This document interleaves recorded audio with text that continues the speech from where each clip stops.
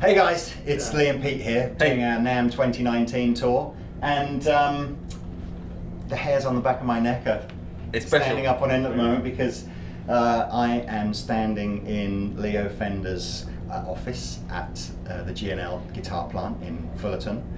I'm here with David and Johnny McLaren, who their father was the guy that did the deal with Leo's widow to acquire G&L, and he knew Leo from his Fender days.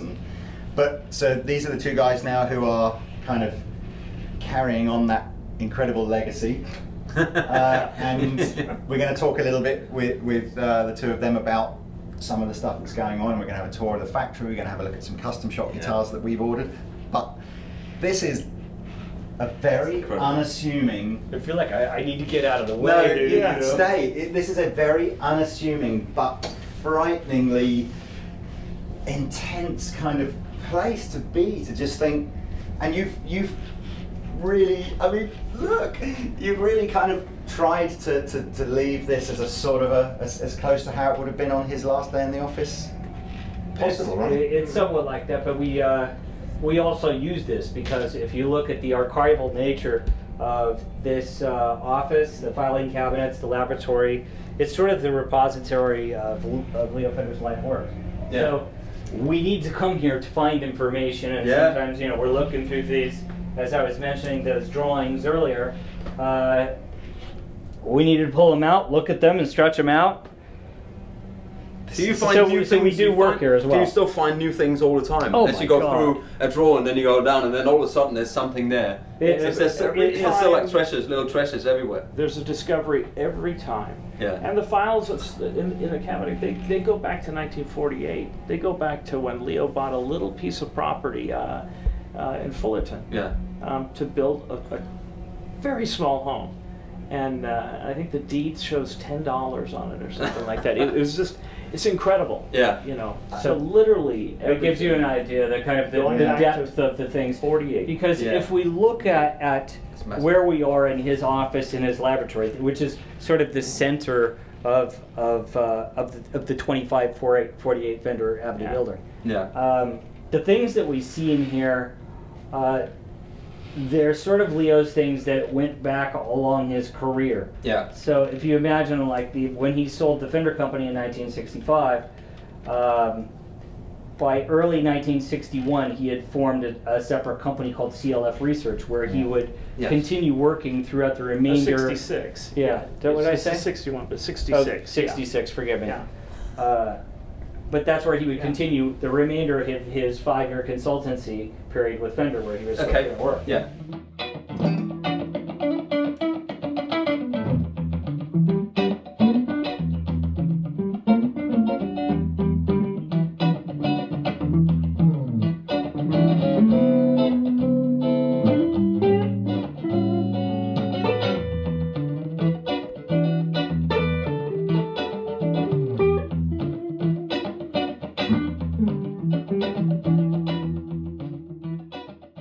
So we've been digging through some of the particularly early CLF research work from the late 60s and brewing up something I think is particularly cool. Well, we're going to look at that in a sec. Can I touch any of this, or is it? Yeah, go ahead. I mean, I can't tell you how many pictures I've seen of Leo Fender wearing this, and I can't believe I'm you know what? You are welcome. You can come sit here. I want to look sit at there. his drawer.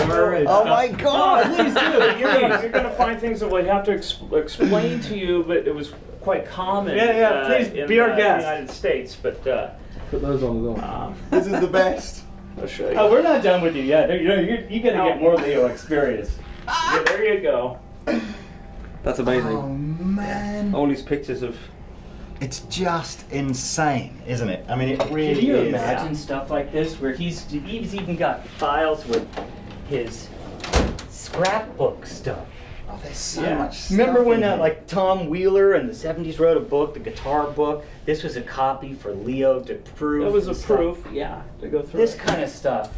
Wow. Is industry sort of? It's the magic, isn't it? It's the magic. I was loving there's some vinyl here that I have not looked through I that think stack Johnny was anytime saying that recently. this isn't necessarily stuff that Leo was into, but that people Yeah. would give him Agent Orange, John Southern. But there's a great one here that I was just such a sign of the times.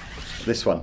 I don't know if you guys are still around the road, but you were rocking that look back in the 80s. 85, 86. Look! Yeah, dude, and the band Berlin. They Yeah. were Yeah, heavily right. into Take my breath away. Yeah. Take my breath away. Was that right, Billy? Yeah, I I was think kind so, of yeah, thinking yeah, about yeah. more rock and stuff than that, but Maybe that was a different band. This is the insane. let's go see where the magic happens. Honestly, Okay, I gotta start with. Can I do the stuff about the benches? please do. Yeah, Okay. it's like- This is you can see a lot of the furniture. I mean, even though this building was built in 1975, you see Yeah. stuff like Look at that this. It fence. looks older. It's because when Leo Fender, when he physically left the Fender company building, he moved his office where we were in there. He moved his laboratory, his workshop.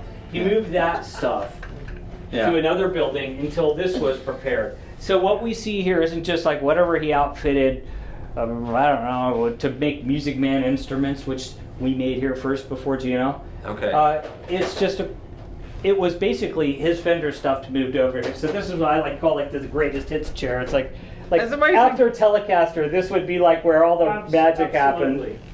All I of mean, these chairs, wow, it's just great boxes with stuff in them, and And these days, geeking out, I'm in here all the time, But you digging can- in the dust. You can kind of sort of get an idea of the mindset of the man by just how, like, just all the stuff is just all over the place, isn't it? It's just Right. like, he was clearly just like a mad tinkerer. It became more disheveled, so we owe it to him to that.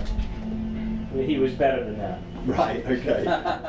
What a great name, that poster. Rusty Horn Saloon Productions. Rusty Horn. What a great name. Yeah. Dave, do you want to show us the drawing that you have been sort of excited about so most recently if- and how that's come apart? Yeah. Okay, so Yes. one of the things that we've been doing in the past year is telling the story of what is CLF research. That's Clarence Leo Fender research, and through like Instagram and Facebook, we've been showing a lot of like pictures and I've been old following. artifacts and Yeah. explaining about them. yeah. And this year we've been having a little bit of fun showing what we call the CLF 6768 prototype.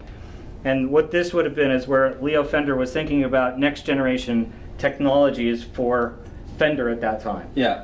And so by that time, he was very happy with the idea of using the split coil on guitars for elimination of 60 cycle hum. Yeah. It worked great. The last complete instrument he did with you was the Electric 12, which, I don't know, this is something that was one of his prototype bits in here, Amazing. probably from 65.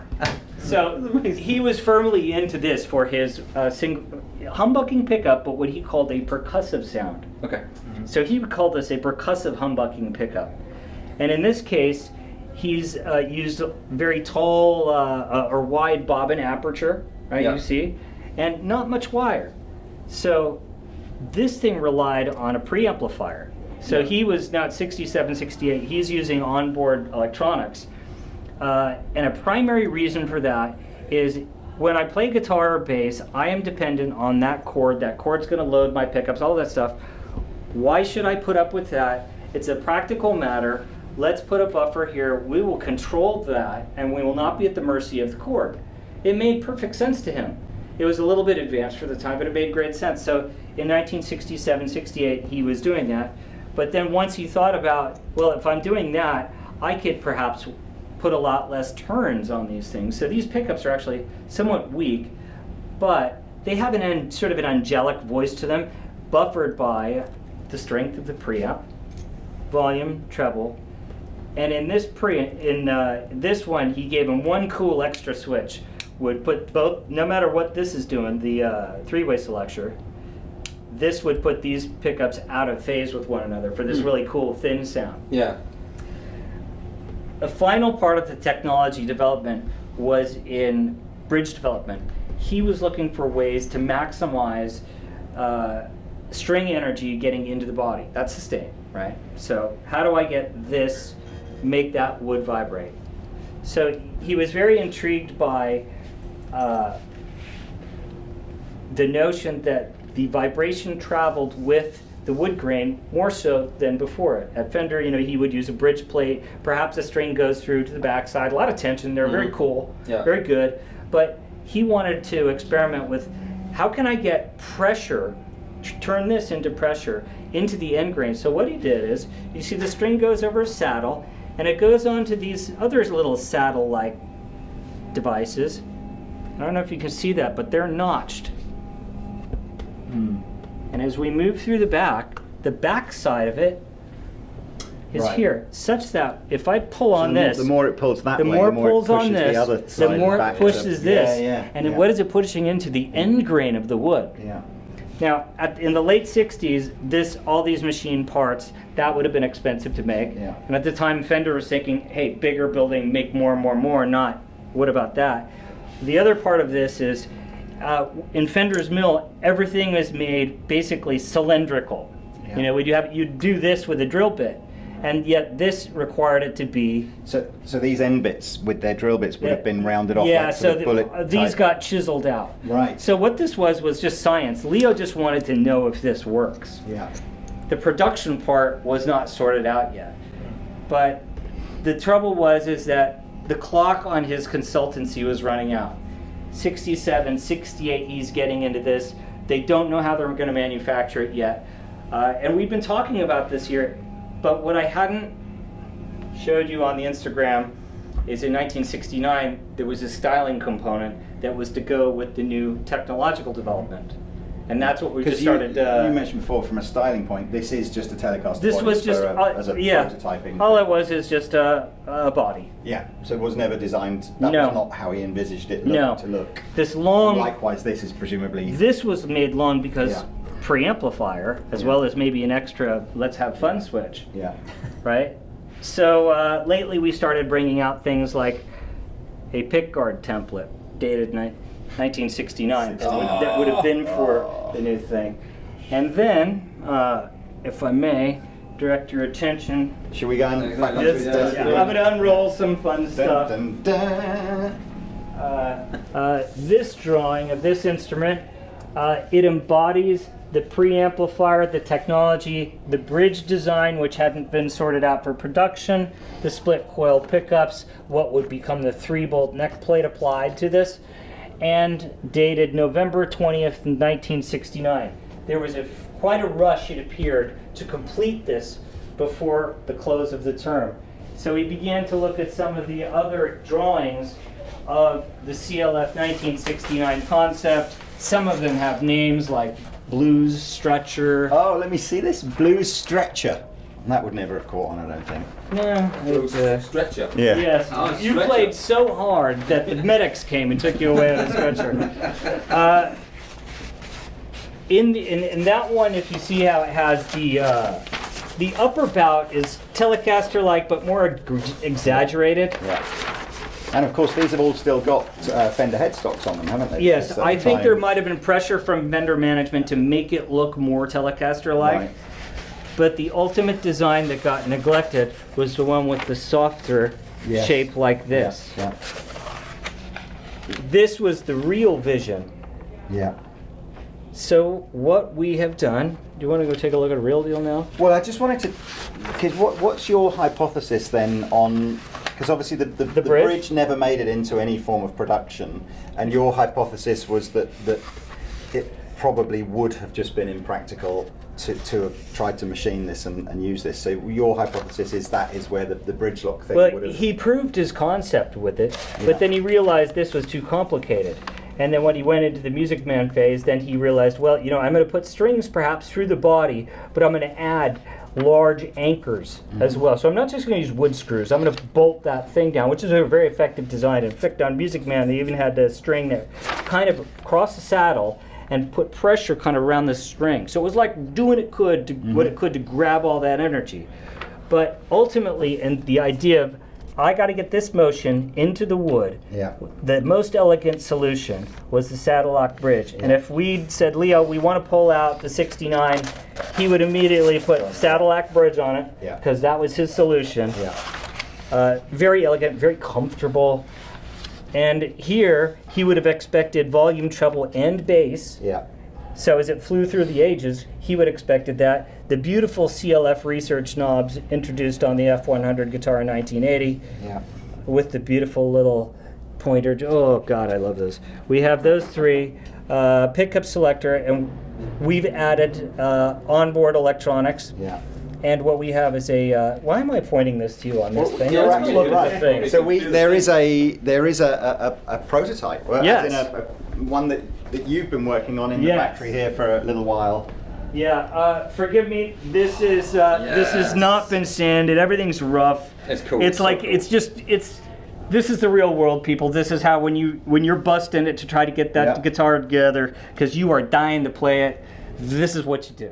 But this pickup switching selection Yeah. is incredible with the little buffer inside and the pickups here. So you've got three-way selector switch. So you're front,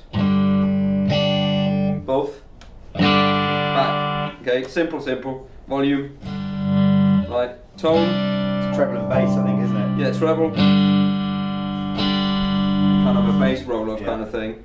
And then you've got your, the red knob is it's a series. Parallel. Other way round. Parallel and a series, is it? Parallel is the That's weaker parallel. one. No, this is series. Yeah. Okay. Parallel.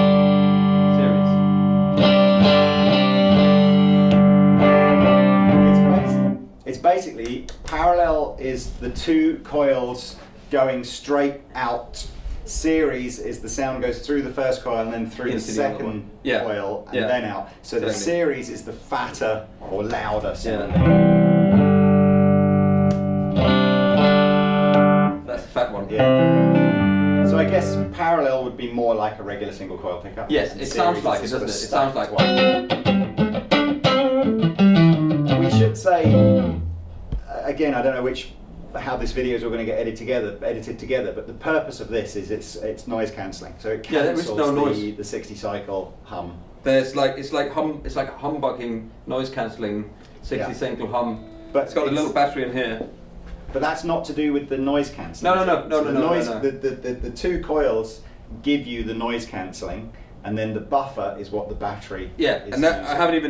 I haven't even turned that on yet. So this is where the buffer is. Off, on, off, on, and then it's got a treble boost Yeah. in the top. And then when you start, faffing about with the tone and the bass and the treble, maybe go to the middle. Go to that.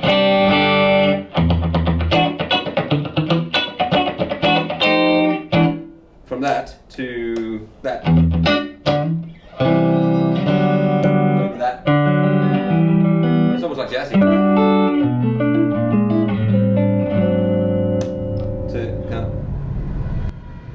Wow.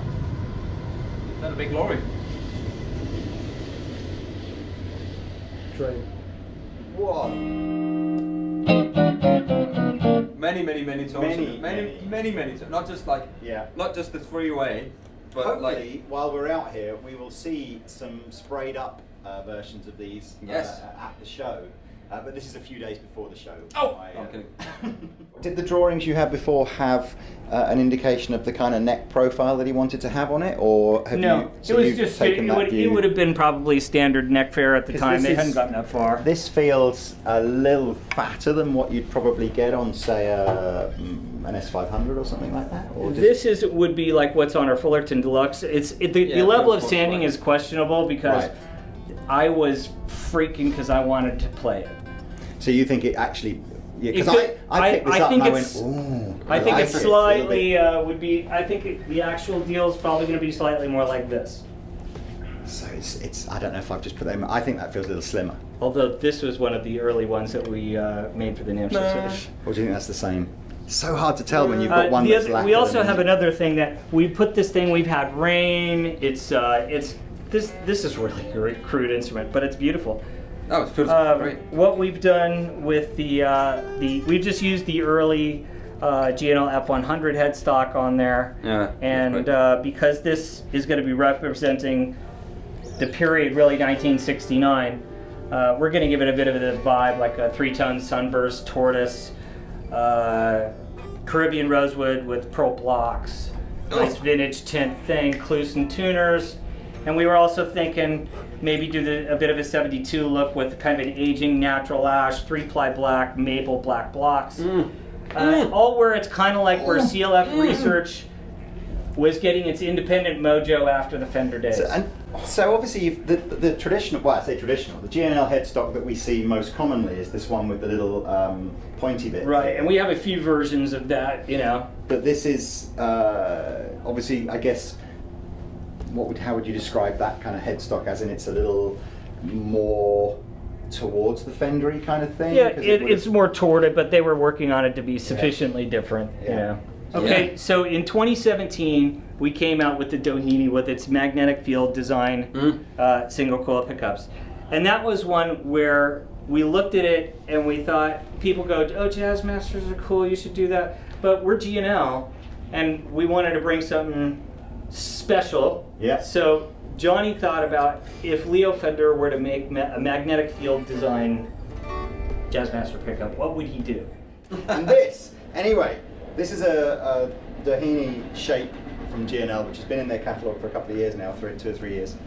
But with the magnetic field design kind of humbuckers on them, but again with some crazy switching, so that each humbucker can be split to be a single coil, or the 2 coils in series, or the 2 coils in parallel, and the white switch does the neck pickup and the red switch does the bridge pickup, but essentially does the same thing for them. And then again we have the treble and bass circuit, so it's very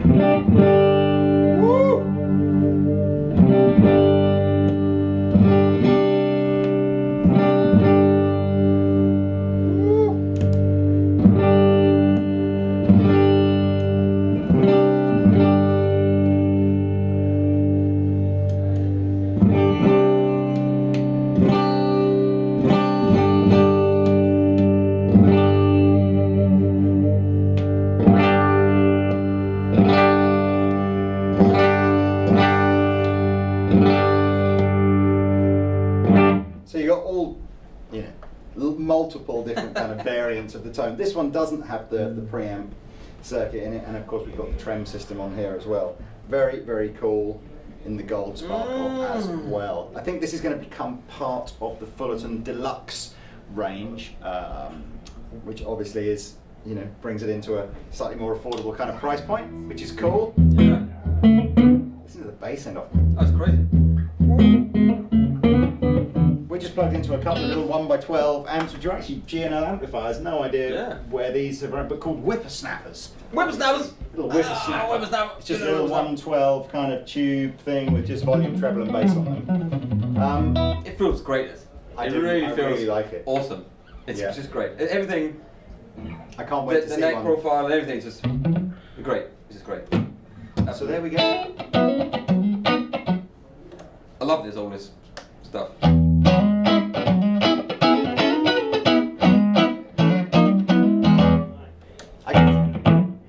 It's going to appeal probably to the pro player that wants one guitar that can do a bucket load of different things. It's just inspiration, isn't it? It's just different, you know, and you can probably do your loops with them as well, you know, like we'd like to do. There's so much cool stuff in here. No, it's very cool. I did see as well on the bench just behind Pete here. I saw again. These are all the different things that Leo series, designed. parallel. And if you look, I think here's the proof. So there's a sort of like a dual coil magnetic field design pickup here that he's obviously prototyped up to allow him to hear. It's like amazing. It's so just insane. we basically have his kitchen, and we are trying to be inspired by the way he was thinking. Right. I bet this is and as I always go back to is to think about why were these walls built. That's the spirit of what we're about now. And of course, we did the sort of our trademark look, which is the powder-coated aluminum pickguard from the 80s. Yeah. We did our 80s fin arm and the beautiful CLF research knobs. Yeah. So this is an aluminium guard, is it, that you powder Yes, it coat? is. Oh, cool. But it's the period G&L look from the mid 80s. Yeah. I didn't realise that this powder coated stuff was actually aluminium. I'd seen it used a little bit on the Nighthawk. Sorry, Skyhawk. Skyhawk. Which is actually fine. Nighthawk was a cool name as well. Isn't it? Yeah, well, that was the predecessor. was, yeah. Yeah, that's it. Yeah. Yeah. Oh, it's great, man. Okay, I do want to tell you something that's super cool here. A lot of the custom shop customers, they like the idea of having the hand-wound pickups, right? How would you like to have your hand-wound pickups hand-wound on Leo Fender's own 1960s winder, restored by my brother Johnny? I feel like, can I wind a bit of it? Sure. I just feel like, Okay. I just feel like I want to try. I mean, You're gonna put the you're gonna put gonna those use on your there. special finger protectors. Yeah, there you go. Hey, so what? And it's okay if you ruin it. It's no big deal. No, I'm not going to ruin it. This is going to go into an ASAT special that Andertons Well, ordered. I'll mark this one special so you know that this is the one you wound. Okay, so you've got the wire.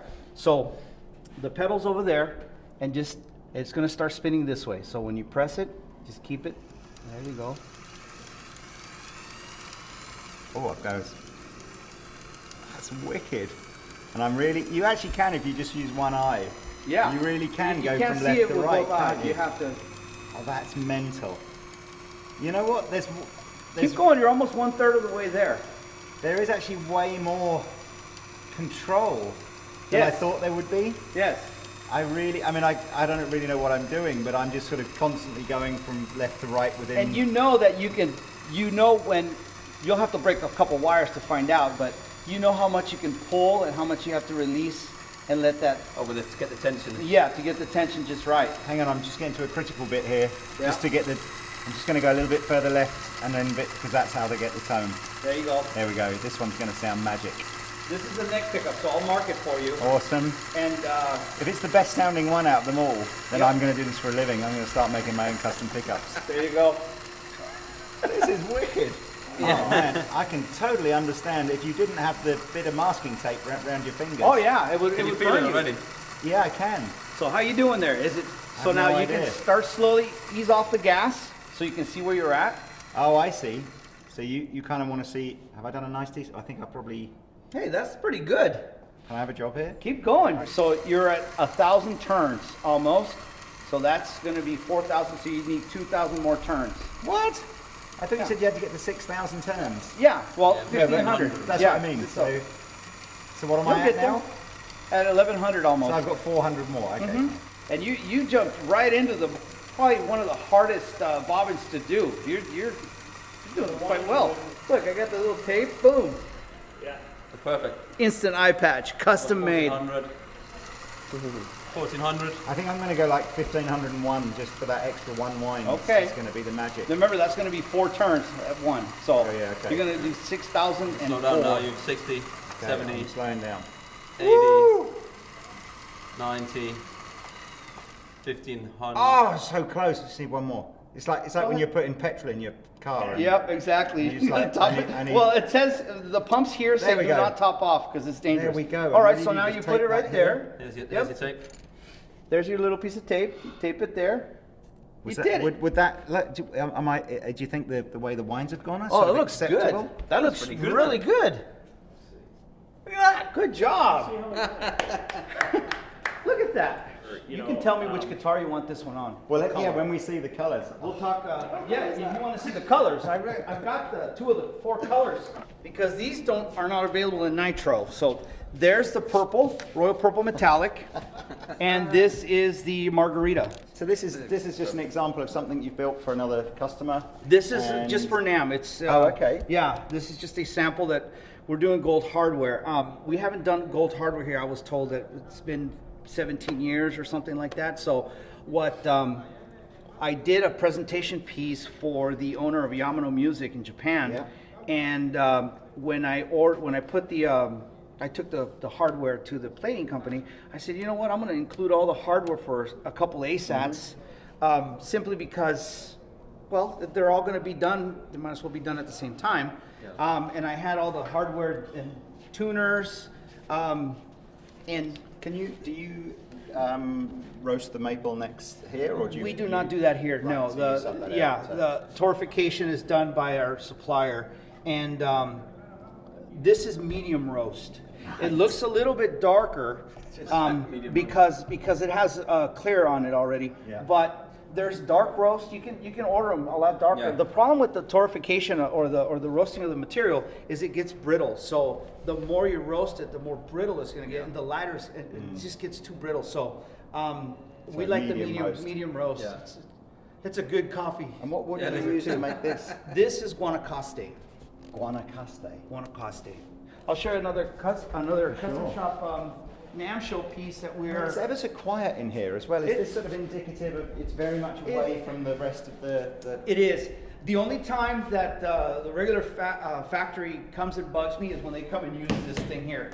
And this pump is on a cycle, so you'll be sitting all quiet, all of a sudden this thing goes... What do you use this for? This is it's for gluing tops. Oh, okay. So you see Yeah. it right. I Mhm. see. Yeah. Yeah. And how old is some of this machinery here? Is this going back All to that when stuff right there started? is 60s. Right.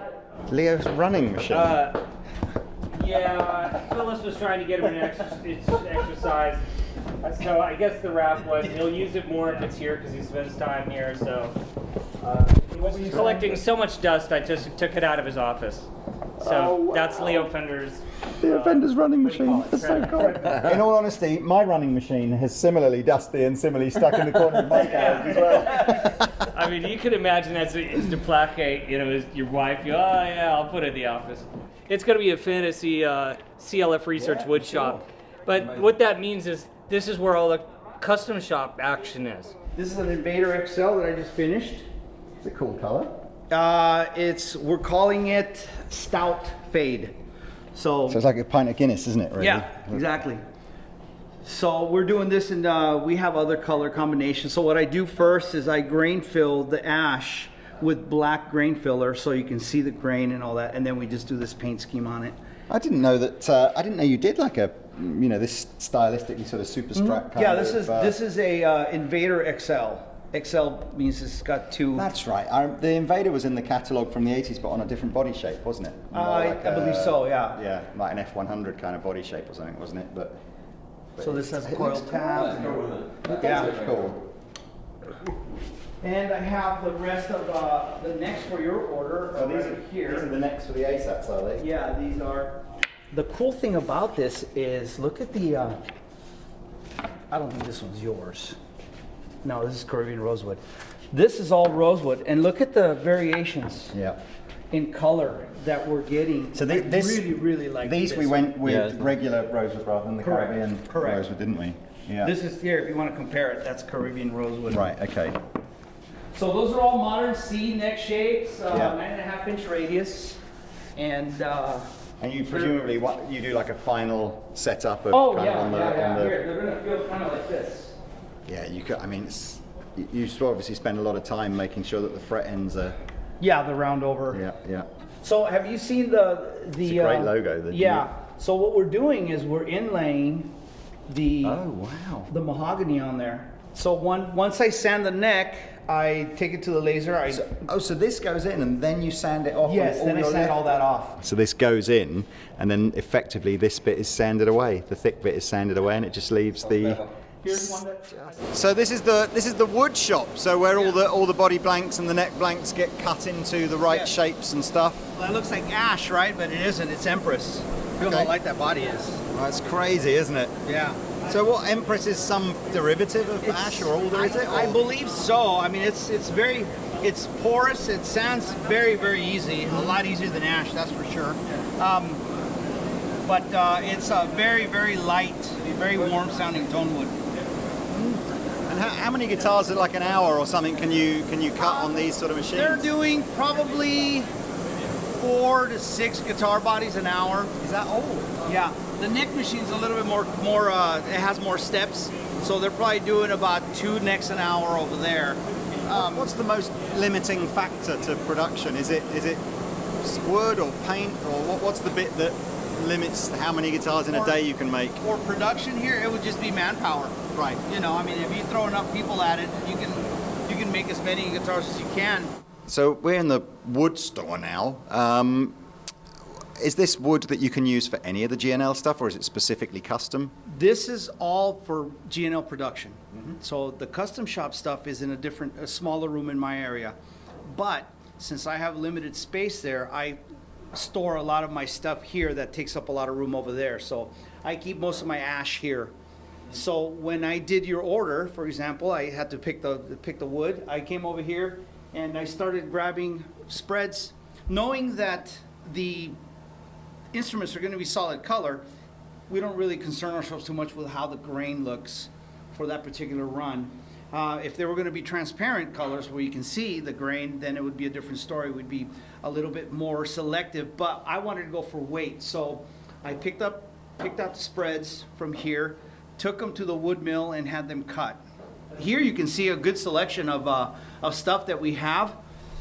Ash, 2-piece. Most of our stuff's going to be 2-piece. We're not going to mess with 3-piece unless it's requested or it's some solid color that we're going to be doing a large run of. So if we're going to be making 50 instruments of, I don't know, Lake Placid Blue, Candy Apple Red, and Olympic White, we would use 3-piece spreads for that. That would be fine. The weight difference isn't that much. It's just that a lot of people, for the most part, they want the fewer pieces of wood, the better.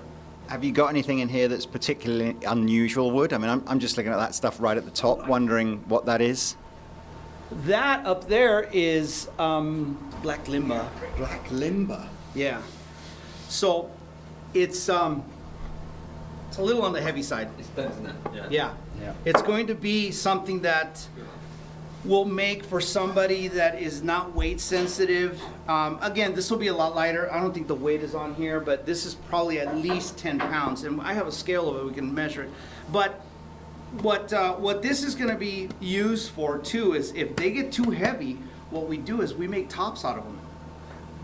We'll cut this again, and we'll make a billet, and we'll cut it, and we'll get about 4 tops out of this. All right, yeah. And then we glue them back up and book match them. That is Empress, I believe. Let me see if it's... So light. Yes, it's... I quite like, this is quite a good example, because one of the things about the dual fulcrum trem, which is different, I think, to, well, at least I believe it's different to how, certainly very different to how a Fender 6 bolt trem is put in, is that these are kind of big brass, what do you call them? Like bushings. Right, like almost like dowels, aren't they, that go in there, exactly. and then you screw that, so you get a much better, I guess, Transfer of vibration. Yeah. Yeah. So the way this dual fulcrum, dual pivot point bridge was something that that was one of Leo's first things. He was one of the first guys to use it. Fender started using it right away around the same time. I think the idea was from him. We use now what we call the dual fulcrum vibrato for that, and it's also 2-point with a pivot on a hard knife edge post. It's very versatile. It's very adjustable. You can put neck pitch on the body, and you can raise this up if you want to have a lot of upward bend. Some guys do. Other people want it. You can also set it up to where it's against the body. But this body was cut as a Z3 with RMC. RMC stands for rear mount control. That anytime you see that with our nomenclature, you'll know that the controls are mounted from the rear, RMC. So as you know, we're doing a 12-piece run of ASAT specials in custom colors for your stores. We start off with the metal flake. So I want you to look at the bodies too. So these are 4. So here's one thing that I always do. When I'm in paint, I always touch the masking or the back of the holder to make sure that it's not sticky. So here is one of them. This is your orange flake. This is line item number 10. So the custom shop logo's been done. This is all nitro. It's been done. And the headstock's been done with a nice gold logo on it. I mean, look at that. Oh, Very, man. very nice. So this orange flake is by far my favorite of the metal flake colors. So this is the neck for that. Line item 10, perfect. So now this will cure for about another week, week and a half. This is ready to sand. We'll take it out there, build it, put the pickups on there, and now I would like to deliver all 12 at the same time. Yeah. But so I might do that because of I want to make sure that we only use one CITES document to get all the 12 necks over there, you know, at once, since you're using rosewood. So there's cool color, huh? That's cool, man. When I first got the order from you guys, I go, man, they like the metallic finishes a lot. And I go like, oh, metal flake. I go, that's kind of cool. And so these are actually the first metal flake instruments in custom shop that I'm making. All year, I went through the whole first year of custom shop building instruments with no metal flake orders. And then you guys came along and I got these now. Oh, wow, that's proper Cadbury's purple, that one, isn't it? Oh, My God, that is bright. That's gonna be great. I again, one of my favorite colors. The gold is just supreme. I just screams at you, you know. You need There's high heels with like fish in them, you know. yeah, or matching high heels. Matching high heels. it's the depth of the flake that you don't get on a metallic finish, isn't it? It's Yeah. just, it's so 3D and so unique. Well, I'm gonna show you how we do it. You wanna All see right. how we do it? Yeah. All right, cool. The remaining 8 pieces for your order are right here. Oh, okay. So these are all undercoated, ready to be color coded. So here we have line items 1 through 8. These are going to be in purple metallic, tangerine. We got the margarita Yeah. and what's the last one? Shoreline? Yeah. It's something like that. Stay tuned for those. Those will be special. All right, so man. let me show you how we do metal flake. So because our metal flake is so big, we can't shoot it through our gun. Right. We sprinkle it on. I feel like we're going, oh, wow. Look. As you can see, the reason we need to keep it in this room is because it gets all over the place. So, so what we'll do is we shoot a body. First we paint it silver to make sure that we cover all our bases, that there's no little gaps somewhere where you can see the wood. Then we shoot some clear over it, and while the clear is still tacky, we bring it over here. We have a big old bag, and this is no good anymore. This is contaminated. We don't use this stuff again. Although I think it's okay. And then we just sprinkle it on there. So the guitar's what's spinning around on this device, is it? We'll do the sides, we'll do the back, Right. and this is good stuff. It just put your hand through there. It feels neat. It's Oh, like, it's very fine, isn't it? Yeah. Really fine. Come in close, look.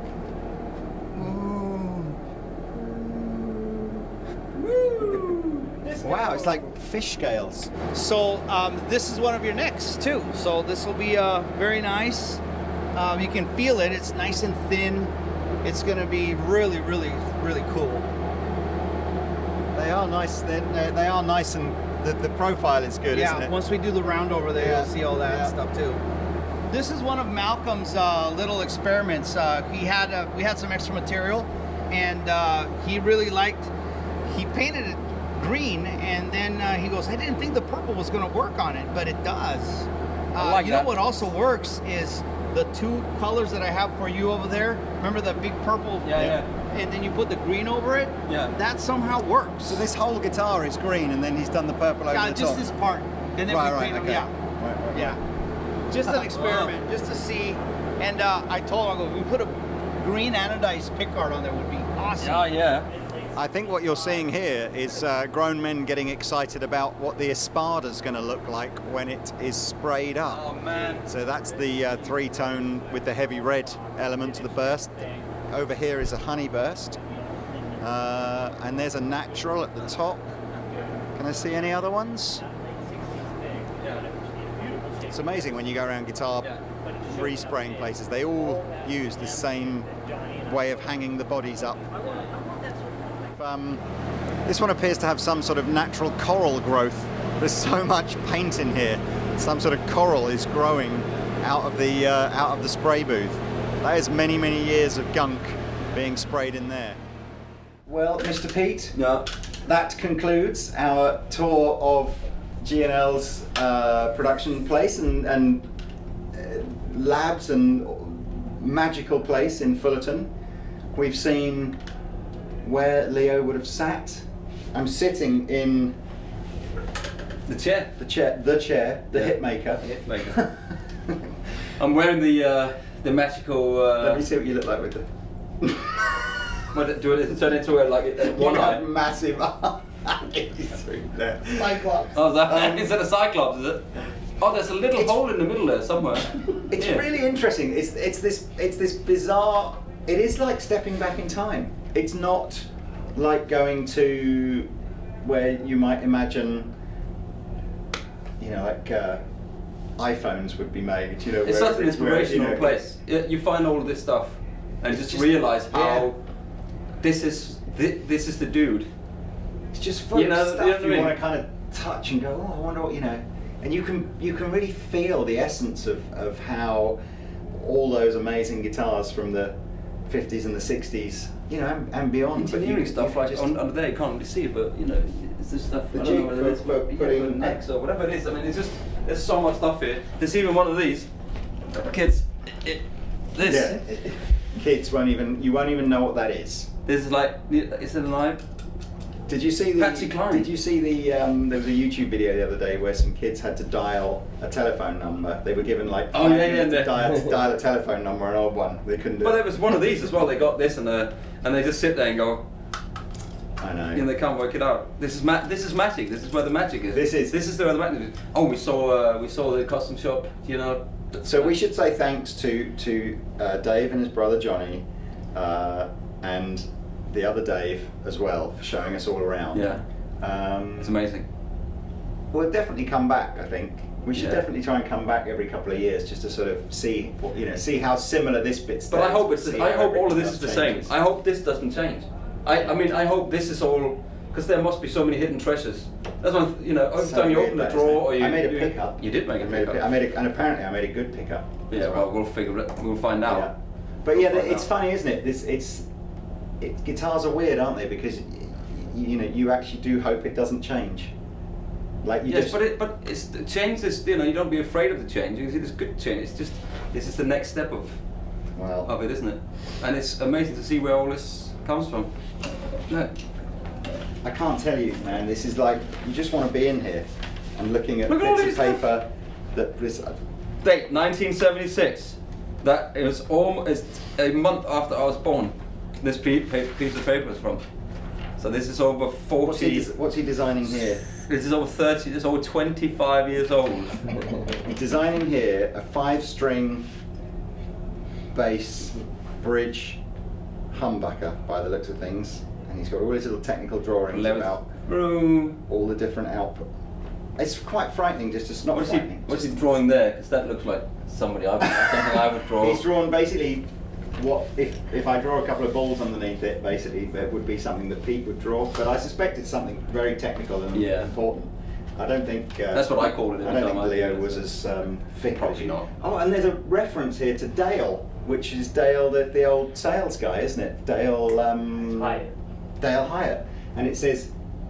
Actually, this appears to say didn't need Dale, so I don't know if that's some sort for of a meeting or something. or totally. Like that was just before Dale was made redundant. There's a little and there's a note half from a here. dick on there as well. Didn't need Oh Dale. God! It's just We're not gonna go there. insane. It's just This is just wonderful. insane. Look, and as you saw earlier, We're blurbing on. pickup from 1969. I love it. Big up covers. I love it. What a legacy. Anyway, Oh, that's what it is. That's what'll be in the S-Squad. Yeah, that's the pickup. Not this, but this. 1969. Anyway, well, look, I'm there you go. kind of speechless actually. I hope you've enjoyed this little glimpse into how guitars were made, and this little glimpse into Leo's den. There's dust Anyway, inside this. there we are. We should go just crack on. Anyway, look, thanks for watching, guys. Please Yeah. subscribe if you like this kind of video, Yeah. and we'll make some more. See you later. Yeah, fuck yeah. Dude, Richard Hammond would like that. Oh man. You're going to have to pull out before we can get in.